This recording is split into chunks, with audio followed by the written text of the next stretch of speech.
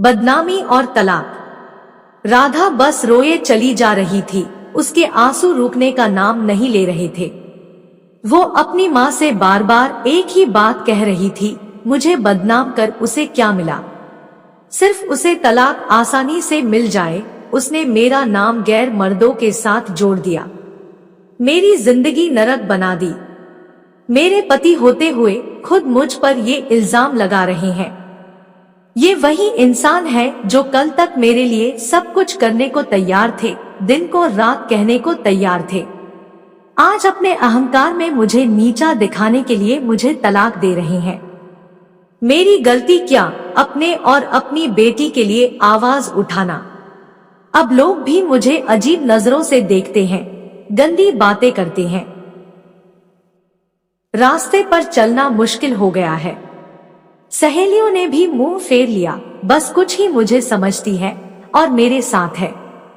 माँ, आपका भाई बहन का साथ और बेटी का प्यार साथ मेरा हौसला बढ़ाता है।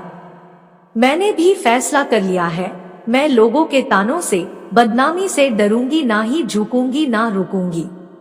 अपने आत्मसम्मान और हक के लिए बिना थके लड़ूंगी लोगों से, उस इंसान से जिसमें इंसानियत ही नहीं रही। और फिर शुरू हुए कोर्ट कचहरी के धक्के।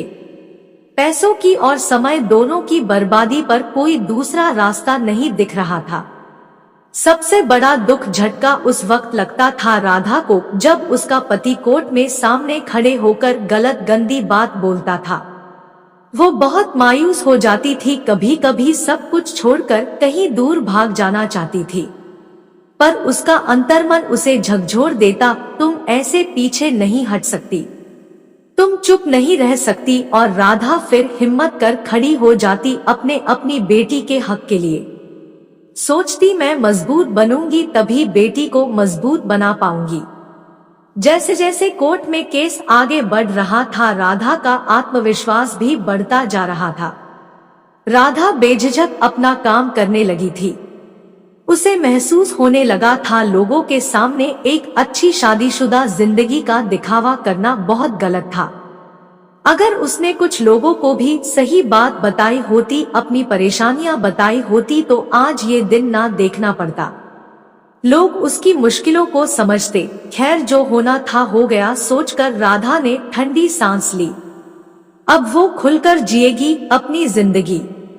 उधर राधा के पति को भी एहसास हो गया था, उसने राधा पर झूठे इल्जाम लगा मुसीबत मोल ले ली है। उसने तो सोचा था राधा जैसी समाज में एक अच्छी जिंदगी जीने का दिखावा करने वाली औरत मुंह बंद कर चुपचाप घर में बैठ जाएगी, पर हुआ सब कुछ उल्टा। राधा ने तो घरेलू हिंसा की सच्चाई सबके सामने लाकर रख दी थी। कुछ सबूत भी जुटा लिए थे राधा ने। वो अब अपनी बेटी के साथ जीना सीख गई थी। उसके घरवाले भी पूरा साथ देते थे उसका। तभी एक दिन दरवाजे की घंटी बजी। राधा ने भी सोचा कौन हो सकता है इस वक्त। जब देखा तो वो अचंभित रह गई, दरवाजे पर उसका पति खड़ा था। उसने राधा से पूछा, अंदर आ जाओ। राधा ने कुछ सोच हाँ बोल उसे अंदर आने दिया और पूछा, अब क्यों आए हो? वो बोला, मुझे माफ कर दो, मुझसे गलती हो गई और घर वापस चलो। मैं तुम्हारे और अपनी बेटी के बिना नहीं रह सकता।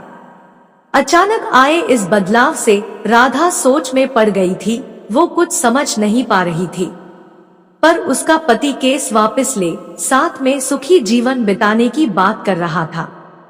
उसने राधा से कहा, चाहो तो थोड़ा सोचकर जवाब देना, पर राधा का जवाब तो तैयार था। उसने साथ जाने से मना कर दिया और बेटी ने भी बोल दिया, मैं मम्मी के साथ ही रहूंगी। राधा का पति ये बोलकर तुम ठीक नहीं कर रही वहां से चला गया। पूरी रात वो सोचती रही, उसने गलत निर्णय तो नहीं लिया? क्या मुझे अपनी बेटी के अच्छे भविष्य के लिए साथ चले जाना था? बेटी को माँ पापा दोनों मिल जाते। शायद सच में उनकी सोच बदल गई हो। सोचते सोचते सुबह हो गई। सब घरवाले भी सोच में थे, क्या किया जाए, इंसान बदल भी तो सकता है। पर सबने समझदारी दिखा, कुछ दिन इंतजार करने का सोचा। तभी केस की तारीख भी आ गई। राधा ने सोचा था आज के पति के व्यवहार से पक्का निर्णय ले लेगी, और जो हुआ सोच से बाहर था। पति का वही रूप पाया। राधा आज भी अपनी बेटी के लिए लड़ रही है। बस एक बात सोचती है, उस दिन उसका पति बदला रूप ले घर क्यों आया था? क्या साथ जाना सही था, या अपने हक अपने आत्मसम्मान के लिए लड़ना?